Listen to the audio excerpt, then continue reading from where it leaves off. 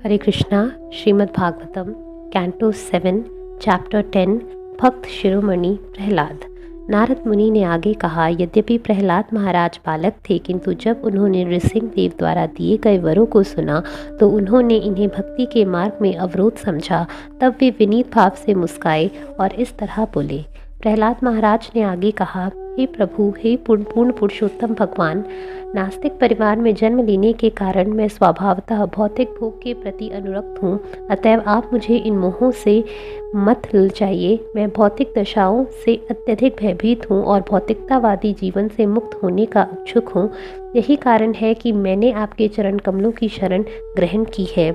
हे मेरे आराध्य देव, चूँकि हर एक के हृदय में भौतिक संसार के मूल कारण कामेच्छाओं का बीज रहता है, अतएव आपने मुझे इस भौतिक जगत में शुद्ध भक्त के लक्षण प्रकट करने के लिए भेजा है।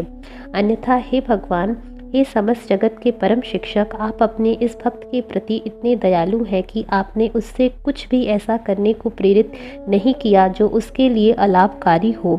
दूसरी ओर जो व्यक्ति आपकी भक्ति के बदले में कुछ भौतिक लाभ चाहता है, वह आपका शुद्ध भक्त नहीं हो सकता। वह इस व्यापारी की तरह ही है जो सेवा के बदले में लाभ चाहता है।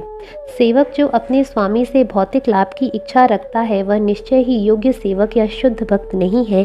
इसी प्रकार जो स्वामी अपने सेवक को इसलिए आशीष देता है कि स्वामी के रूप में उसकी प्रतिष्ठा बनी रहे, वह भी शुद्ध स्वामी नहीं है। हे प्रभु, मैं आपका निस्वार्थ सेवक हूँ और आप मेरे नित्य स्वामी हैं। सेवक तथा स्वामी होने के अतिरिक्त हमें कुछ भी नहीं चाहिए। आप स्वाभाविक मेरे स्वामी हैं और मैं स्वभावतः आपका सेवक हूँ। हम दोनों में कोई अन्य संबंध नहीं है। हे सर्वश्रेष्ठ वरदाता स्वामी, यदि आप मुझे कोई वांछित वर देना ही चाहते हैं तो मेरी आपसे प्रार्थना है कि मेरे हृदय में किसी प्रकार की भौतिक इच्छाएं ना रहें। हे भगवान, जन्म काल से ही काम इच्छाओं के कारण मनुष्य की इंद्रियों के कार्य, मन, जीवन, शरीर, धर्म, धैर्य, बुद्धि, लज्जा, ऐश्वर्य, बल, स्मृति तथा सत्यनिष्ठा समाप्त हो जाते हैं।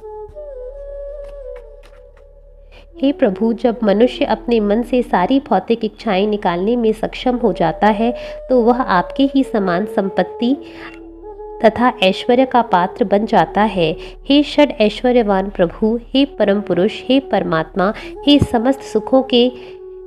समस्त दुखों के विनाशक, हे अद्भुत नृसिंह रूप में परम पुरुष, मैं आपको सादर नमस्कार करता हूँ।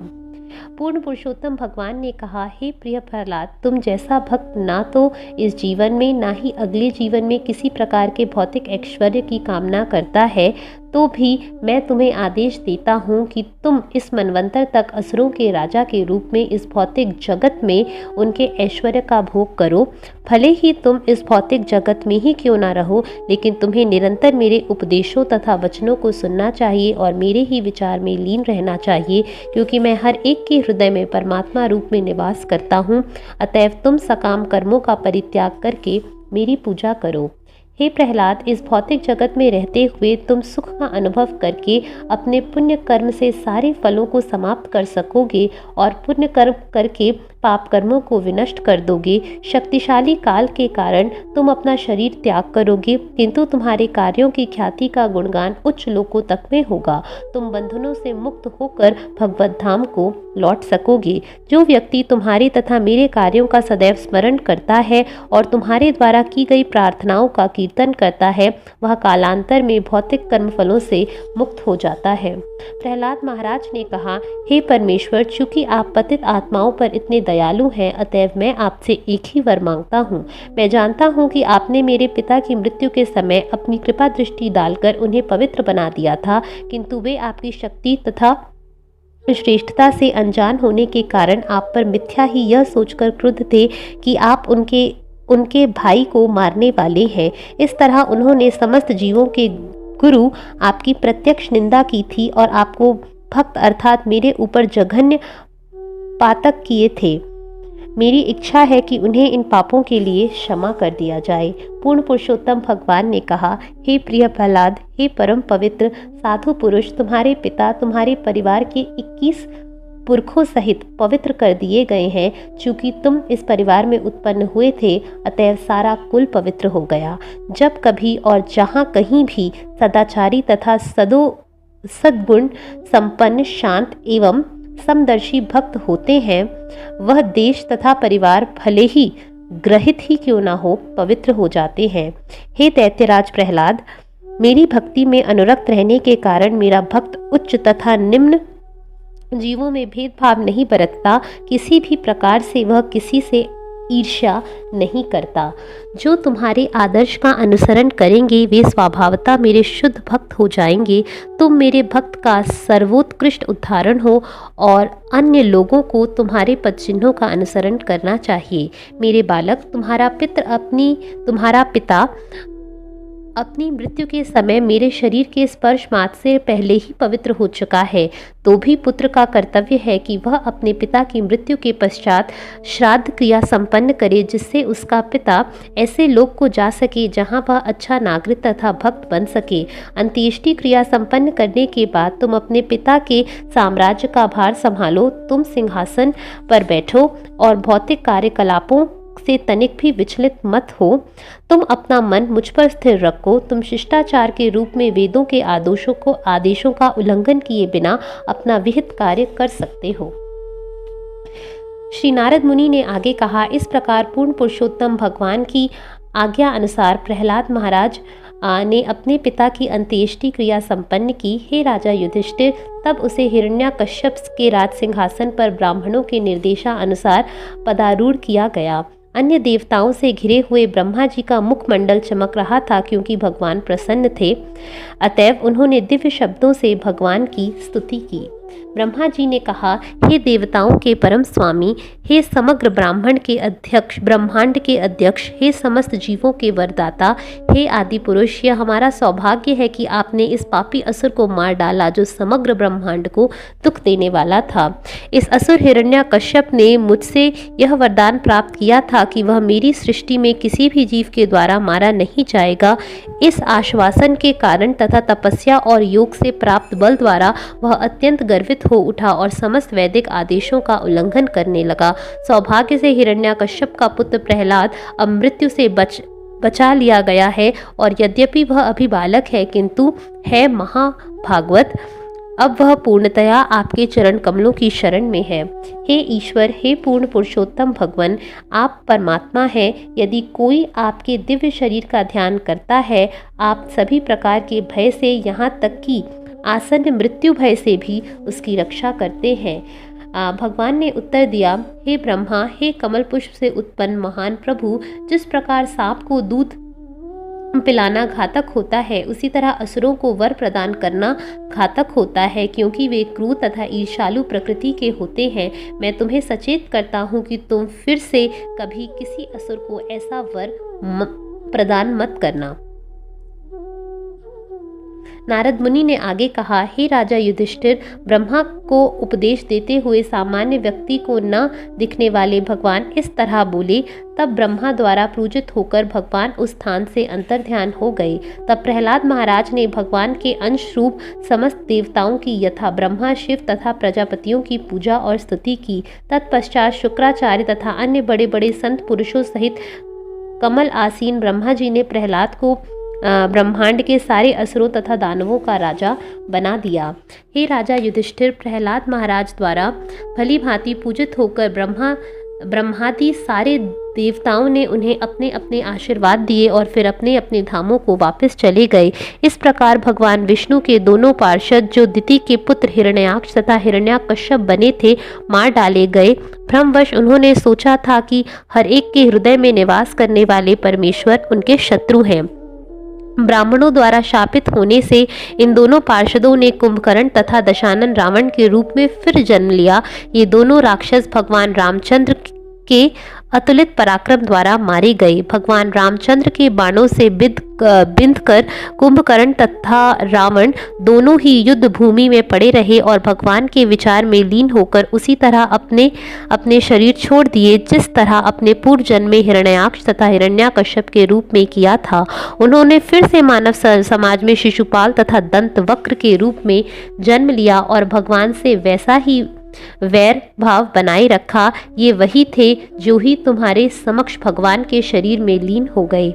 न केवल शिशुपाल तथा दंतवक्र अपितु अन्य अनेकानेक राजा जो कृष्ण के शत्रु बने हुए थे, अपनी मृत्यु के समय मोक्ष को प्राप्त हुए। चूंकि वे भगवान के विषय में सोचते थे, अतः उन्हें भगवान जैसा आध्यात्मिक स्वरूप प्राप्त हुआ, जिस पर भृंगी द्वारा पकड़ा गया कीड़ा भृंगी का शरीर प्राप्त कर लेता है।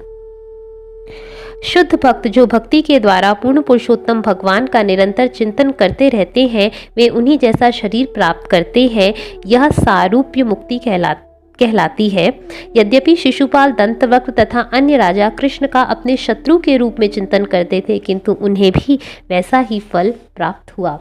तुमने मुझसे पूछा था कि किस तरह शिशुपाल तथा अन्यों ने भगवान का शत्रु होते हुए भी मोक्ष प्राप्त किया, सो वह सब कुछ मैंने तुम्हें बतला दिया है। पूर्ण पुरुषोत्तम भगवान कृष्ण संबंधी इस कथा में भगवान के विभिन्न अवतारों का वर्णन किया गया है। साथ ही इसमें हिरण्याक्ष तथा हिरण्यकश्यप नामक 2 असुरों के वध का भी वर्णन किया गया है।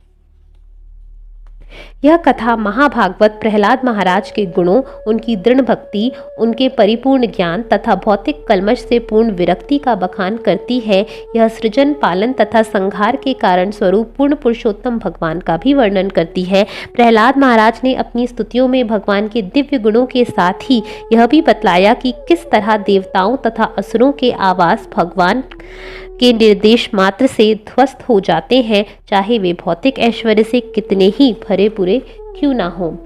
धर्म के जिन सिद्धांतों से पूर्ण पुरुषोत्तम भगवान को वास्तव में समझा जा सकता है, वह भागवत धर्म कहलाता है। अतएव इस कथा में इन सिद्धांतों का समावेश होने से वास्तविक आध्यात्म का भली भांति वर्णन हुआ है। जो कोई पूर्ण पुरुषोत्तम भगवान विष्णु की सर्वव्यापकता विषयक इस कथा को सुनता है और इसका कीर्तन करता है, वह निश्चित रूप से भवबंधन से मुक्त हो जाता है।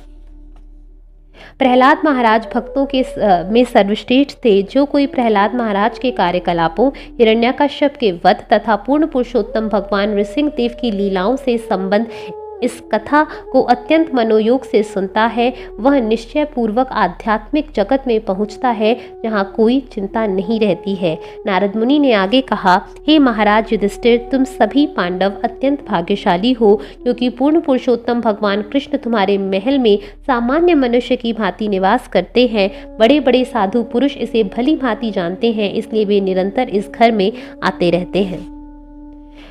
निराकार ब्रह्म साक्षात कृष्ण ही है, क्योंकि कृष्ण निराकार ब्रह्म के स्रोत हैं। वे बड़े बड़े साधु पुरुषों द्वारा चेष्टा किए जाने वाले दिव्य आनंद के उत्स हैं। फिर भी परम पुरुष तुम्हारे सर्वाधिक प्रिय मित्र तथा चिरंतन सुहृदय हैं और तुम्हारे मामा के पुत्र रूप में तुमसे घनिष्ठता संबंध है। दरअसल वे सदैव तुम्हारे शरीर तथा आत्म सदृश हैं। वे पूज्य हैं, फिर भी वे तुम्हारे सेवक की तरह और कभी कभी तुम्हारे गुरु की तरह कार्य करते हैं।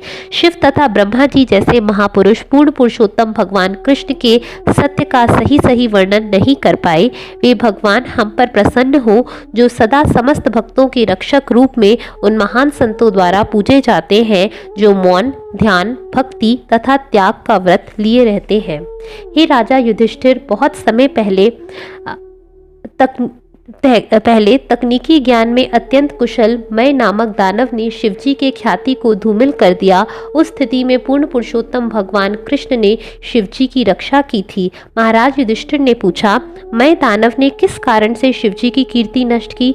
कृष्ण ने किस तरह शिवजी की रक्षा की और किस तरह उनकी कीर्ति का पुनः विस्तार किया? कृपया इन घटनाओं को कह सुनाएं। नारद मुनि ने कहा, जब देवताओं ने, जो भगवान कृष्ण की दया से सदा शक्तिशाली बने रहते हैं, असुरों से युद्ध किया, जो असुर हार गए, अतएव उन्होंने महानतम असुर मय दानव की शरण ग्रहण की। असुरों के महानायक मय दानव ने 3 अदृश्य आवास तैयार किए और उन्हें असुरों को सौंप दिया। ये तीनों आवास सोने, चांदी तथा लोहे के बने विमानों जैसे थे और उनमें अपूर्व साज सामग्री थी।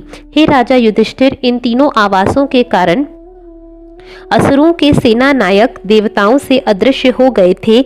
इस अवसर का लाभ उठाकर तथा अपनी पूर्व शत्रुता का स्मरण करते हुए असुरगण तीनों लोकों ऊर्ध्व, मध्य तथा अधो लोकों का विनाश करने लगे। तत्पश्चात जब असुरगण उन लोकों को तहस नहस करने लगे तो उन लोकों के शासक शिवजी की शरण में आए और उन्होंने कहा, हे प्रभु, हम 3 लोकों के वासी देवता विनष्ट होने वाले हैं, हम आपके अनुयायी हैं, कृपया हमारी रक्षा करें। अत्यंत शक्तिशाली एवं समर्थ शिवजी ने उन्हें ढाढ़स बंधाते हुए कहा, डरो मत। तब उन्होंने अपने धनुष पर बाण चढ़ाकर असुरों द्वारा निवासित तीनों आवासों की ओर छोड़ा। शिवजी द्वारा छोड़े गए बाण सूर्यमंडल से निकलने वाले प्रज्वलित किरणों जैसे लग रहे थे। उनसे तीनों आवास रूपी विमान आच्छादित हो गए, जिससे वे दिखने बंद हो गए। शिवजी के सुनहरे बाणों के प्रहार किए जाने पर उन तीनों आवासों के निवासी असुर निष्प्राण होकर गिर पड़े। तब परम योगी मय दानव ने उन्हें स्वयं द्वारा निर्मित अमृत कूप में लाकर डाल दिया। असुरों के मृत शरीर इस अमृत का स्पर्श करते ही वज्र के समान अभेद्य हो गए। अतीव बल प्राप्त कर लेने के कारण वे बादलों को वितीर्ण करने वाली बिजली की भांति उठ खड़े हो गए। शिवजी को अत्यंत दुखी तथा निराश देखकर भगवान विष्णु ने विचार किया कि मैं दानव द्वारा उत्पन्न इस उत्पात को किस प्रकार रोका जाए। तब ब्रह्मा जी बछड़ा तथा भगवान विष्णु गाय बन गए और दोपहर के समय आवासों में प्रवेश करके वे कुएं का सारा अमृत पी गए। असुरों ने बछड़े तथा गाय को देखा, लेकिन पूर्ण पुरुषोत्तम भगवान द्वारा उत्पन्न मोह शक्ति के कारण वे उन्हें रोक नहीं पाए।